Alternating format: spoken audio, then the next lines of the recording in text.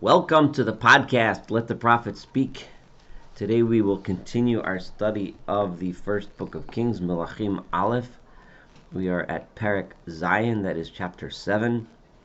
We just finished in Perek Vav, that was chapter 6, the discussion of the building of the structure of the Beit HaMikdash, of the Holy Temple.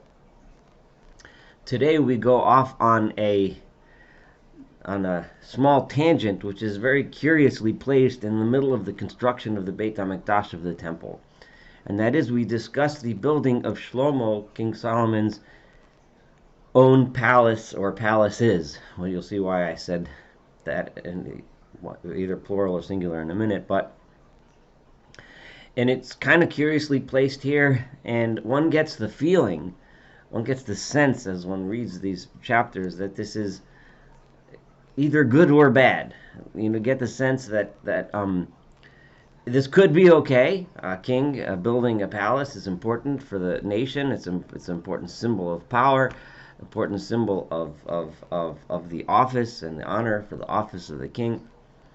But it also gives you the sense that it could potentially lead to ostentatiousness, to lead the king away from his mission of bringing the people closer to God. So, and in Shlomo's life, we get the feeling that this might be okay. So it's not necessarily a criticism, but the seeds of what will eventually be Shlomo's downfall are being laid here. That's the feeling one gets. However, while we read this, we don't get the sense right away that this is necessarily a terrible thing. So we had Beito Bana Shlomo, and his house Shlomo built Shlosh Esrei Shana for 13 years. Vayechalet Kol Beiso, and those 13 years were enough for him to complete his entire home.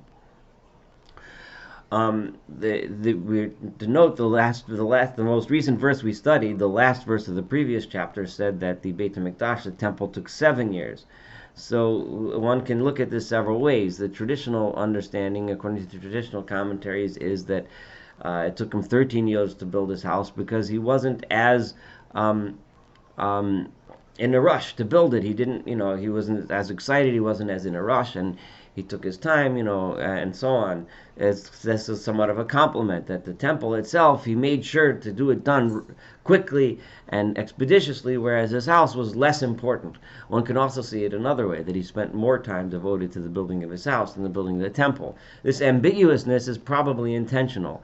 Is this a good thing or a bad thing? I don't know. We'll see. Unfortunately, we'll see that it did lead eventually to bad things, but at this point, it doesn't have to be that way.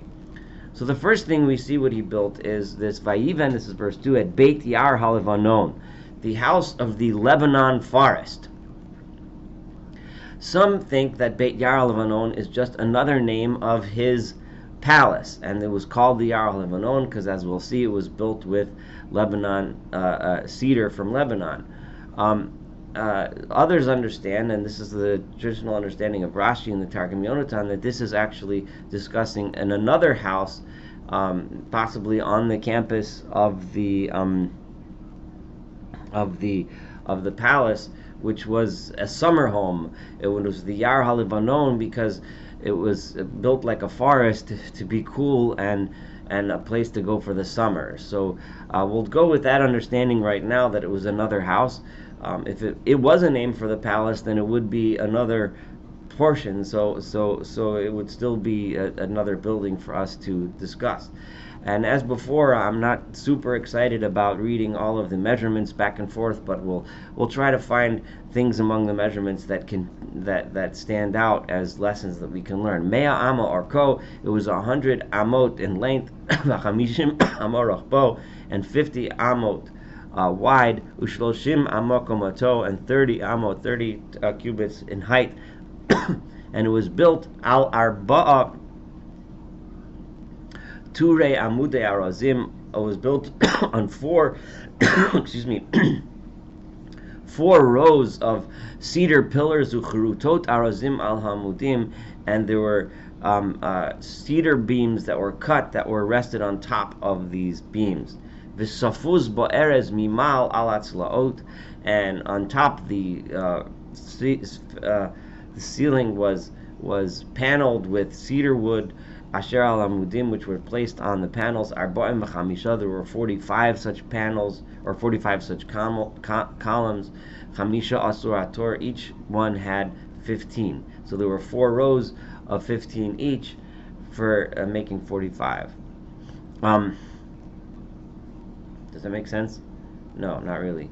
Sorry about that. So, yeah, so exactly how this works out, I'm not going to spend time figuring it out. Ushikufim shlosha turim, there were windows on 3, there were 3 rows of windows, mechazeh el mechazeh shalosh pa'amim, and each one faced each other on 3 levels, on the 3 levels. V'chol ha'psachim ha'mezuzos rivuim shakef, and on all of the entranceways and the door posts were squared. Umul mechazel mechazeh shalosh pamim, and each one faced each other on 3 levels. Again, I'm not going to spend time describing exactly these measurements. There are books out there which have diagrams and pictures that explain how this might have looked, but that's not the point. The 8 ulam hamudim asa, and then he made a ulam, a room of pillars, which was 50 amma arko, which was 50 amot in length, u'shloshim amma rachpo, and 30 amot in width. Ulam al paneim va'amudim va'av al paneim, and there was a ulam, an entranceway to get into this special room, and the pillars and a canopy, like a shading canopy above them, was on top of them. Some sort of some similar, I guess, what we would call today an awning, but more elaborate than that. Now, the point, many understand this as being a room full of pillars, which made one feel as if one was walking into a forest. So this must have been a very impressive room, and this may be the reason why it was called the Yar HaLevanon, the building that was the Lebanon forest. This made one feel as if one was walking into a forest. And now we focus away from that building, the building of the Yar HaLevanon, which may have been his summer palace, or it may have just been an impressive building. The throne room, which he used to rule from. Ulam hamishpat also, he made a throne room, a room for justice. V'sofun ba'eres me'akarka, it was covered with cedar planks, cedar wood, from floor to floor. It was paneled with cedar. Ubeito asher yeshev sham, in his primary residence, the house that he used as a primary residence, Chatzar Ha'cheres, which had another yard that led to that house, Mi Beis La'ulam, which was behind the Ulam, this entry room. K'ma'aseh hazeh haya, it was also made in a similar way, in other words, with cedar wood, paneled with cedar, etc. Uvayis ya'aseh lebat Paro, and he also made a house for the daughter of Paro, the daughter of Pharaoh, asher lakach Shlomo, that Shlomo had taken ke'ulam hazeh, similar also like with this courtyard as well. So there's a few things here that's important. It doesn't describe that much the house that he made, except what it was constructed of. This entire building or complex was actually larger than the temple itself, which is something based on the measurements, and something which we should keep in mind, which might be a sign of a problem. And also, although it was lower in construction, the Beit HaMikdash, as we know from other verses, was higher on the hill, so it would have stood above everything, but the actual building itself was not as tall. Now, the fact that it says here he made a building for the Bat Paro, for the daughter of Paro, gives one the sense that at this time either Shlomo only had one wife, although we'll find out soon that he had many wives, or it's more likely that the Bat Paro is telling us that this was his primary wife, right, his main wife, or it could be that this Bat Paro was most prominent because she was politically the most important. We'll see in a little bit, but Egypt being one of the, if not the major power of the day in the region, his alliance with Paro was an extremely important alliance. It kept safety on his entire southern flank, and having this alliance with Paro was very important. So the fact that he built a special house for the Bat Paro was a sign of his special attention to her in order to solidify and make sure this alliance remains strong. So those are all possibilities, all such suggestions. Which one is true, I have no way of knowing. So verse 9, called Ela avonimi karos midos gazis. All of these buildings were were the structure of the buildings. In other words, this is not the Beit Yar Lebanon, but these other buildings were made of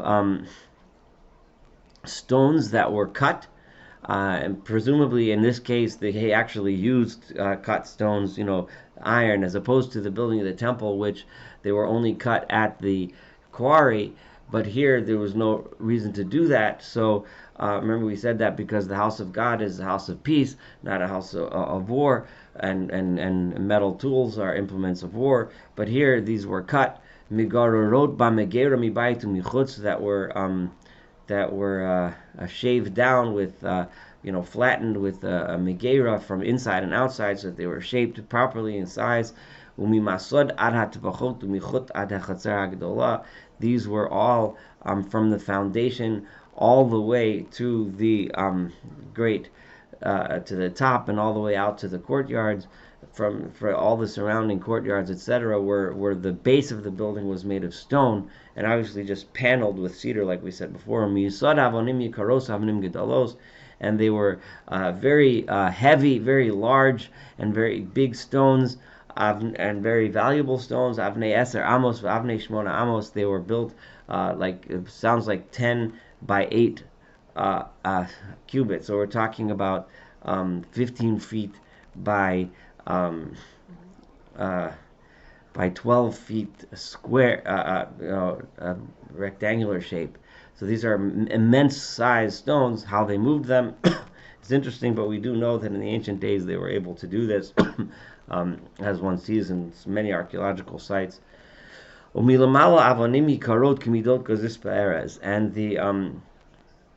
And on top of the foundations, there was also big, heavy stones, big, expensive stones that were measured out to match the cedar planks.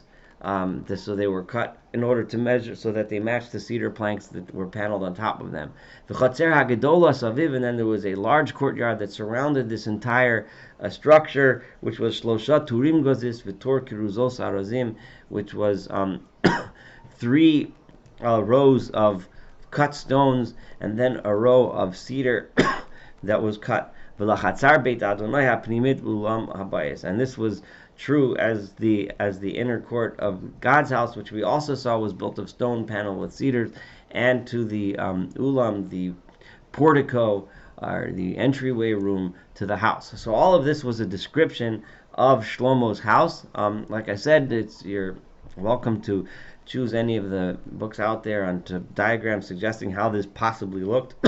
But it's hard from these verses to really construct a mental image. But the mental image that we can construct is that this was a very grand building. The theme of cedar was immense. There was and the beauty of cedar wood is something that all of us are familiar with to this day, and it's something that we can imagine. These immensely sized buildings must have been extremely impressive. I'm just also thinking of the scent of the buildings must have been impressive, especially being familiar with the environment in the Jerusalem, which at the time was much more wooded than it is today, but still it is somewhat of a desert environment, a drier environment. Walking into these rooms paneled with thick cedar wood and pillars and windows, it must have been just a truly impressive sight. So that is the idea. I'm going to go on a little bit more. This is a very long chapter, but I'm going to split it in half because it's so long.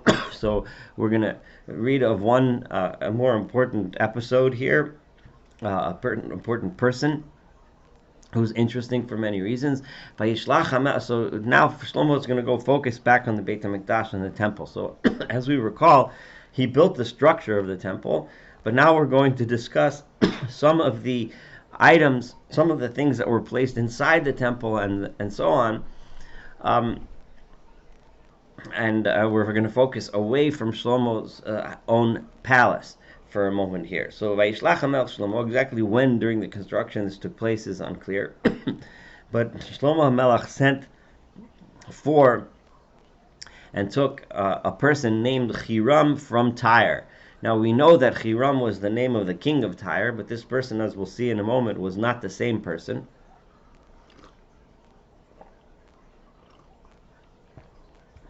He was not the king of Tyre, but he had a Tyrian name, which is significant. This Hiram is a Tyrian name, not a Israelite name. But this person was of Israelite descent. He was Ben Isha Almana Hu Mimate Naphtali. He was the son of a widowed woman from the Shevet, from the tribe of Naphtali. The way this reads, the simple reading is that his mother was a Jewish woman from the tribe of Naphtali. The Aviv, and his father was Ish Tzori, was a Tyrian man. So this would give the impression that the father was a man of Tyre, not of Israelite descent. The mother was a widow. Whether she was widowed from someone and then married this man from Tyre, or whether she was widowed from this man who is Tyrian, is unclear. There's other ways to understand this. The traditional way to understand it, that they were all from Naphtali, and the person and the father was Jewish from the beginning, because the tribe generally is attributed to the father's side, not the mother's side. So why would it say the mother from Naphtali? I'm not going to go too detailed into these questions. There's a lot of ways to understand it. I read the simple meaning of the verse, but of course there's a lot of other ways it can be read. Now the father is a Tyrian man. Now he could be Tyrian, like I said, because he actually was, or it could be because he lived in Tyre for such a long time that he became Tyrian. So here we have a diaspora Jew. Interesting. In a time when the kingdom of Israel was at its height, at its highest heights of the pinnacle of its power in history, you already had Jews living in the diaspora, and the significance of Shlomo taking a Jew from the diaspora is something worth thinking about. Remember, all of the cedar wood was from Hiram, was from Tyre, and here he takes a Tyrian man, or a Jewish man from Tyre. So what did he have that was special? Choresh nechoshet. He was a person who was a bronze worker or a coppersmith. Vayimole et hachachma v'et hatvuna v'et hadat, and he was filled with wisdom and understanding and knowledge, presumably lasot kol melacha b'nechoshet, with all of knowledge and skills that he needed to do all kinds of things with bronze. Vayavo el HaMelech Shlomo, and he came to the king Shlomo, vayases kol melachto, and he was the one who did all of the bronze work that was done in the Beit HaMikdash, the temple, and possibly also for Shlomo's house, although we don't know specifically of that. But one of the things this guy did, this Hiram did, was vayotzar et shnei ha'amudim nechoshet. In the Beit HaMikdash, he made two massive columns, giant poles. Shmoneh esrei amot komat hamud echad. The height of one was 18 amot. That would be roughly 27 feet high, although the exact measurement of an amma is not 100% certain, but it's roughly 18 inches. And the second one was 12 cubits in circumference. So it's 12 amot in circumference. So we're talking a massive post, and two of them. It's interesting how it says the height measurement of one and the circumference measurement of the other, the assumption being that each one was the same dimensions, and so it mentions one of the dimensions in reference to each post. Ushtei kotarot asa, and he made two capitals, latet al rasheha amudim mutzak nechoshet, to place on the top of these capitals, which were, excuse me, also made out of bronze, chamesh amot komat hakoteret ha'achatz, which 5 amot of one capital. So this is in addition to the height, the 18 cubits before. This is another 5 cubits, so that's another 7.5 feet. right? B'chamesh amot kamat keteres hashanit, and another 5 on the capital on the other one. Sivachim ma'asei sivacha, and then there was all kinds of decorative ornamentation on these capitals. There were meshwork that were made of meshwork, so the metal appearing to be woven together. Gidilim masei sharsharot, and there were ropes coming down which looked like chains, lakotarot, from the capitals asher al rosham mudim, that was on top of the pillars. Shiva lakoteret achat, 7 on one of the capitals, Shiva lakoteret, 7 on the other. So you can use your imagination to imagine what this might have looked like. Exactly what it looked like is difficult to know, but one does get the impression that the artwork and the craftsmanship was spectacular, and it must have been extremely impressive. And he made the columns in such a way, that there were rows on one of the meshworks. There was 2 rows that was on top of the rows of pomegranates. So there was like these rows of like pomegranates, meaning like balls of metal going all around. He did the same thing. Each one was matching on the other temple. There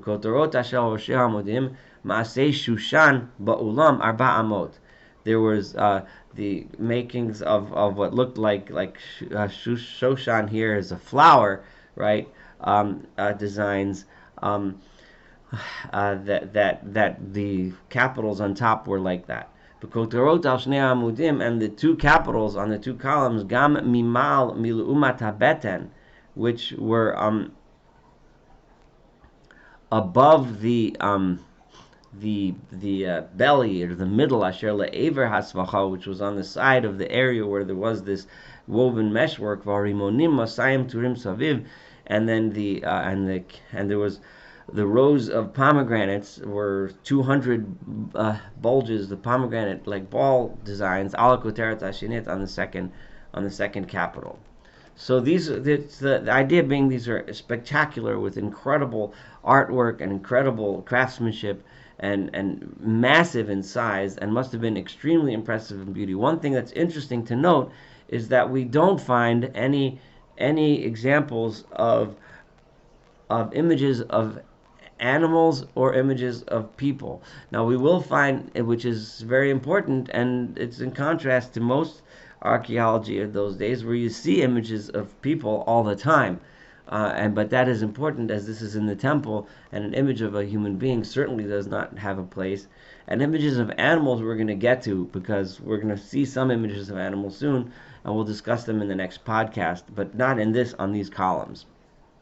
He established them ulam ha'heichal, at the ulam, which is the portico, the room leading into the main into the great hall, the heichal, the great hall, which is within which the menorah and the altar for the incense and the table for the showbread was located, which was led into the Holy of Holies. So the ulam was outside, and these amudim stood above there. Vayokem et ha'amud ha'yimani, and he put the right hand amud, the right hand pillar, and vayikra et shemo Yachin, and he called it the name Yachin, and we'll get to the meaning of the name in a minute. Vayokem et ha'amud ha'smali vayikra et shemo Boaz, and he called it Boaz. So the name Yachinu Boaz. This language Yachinu Boaz has made its way into our lexicon in many ways. Over the years.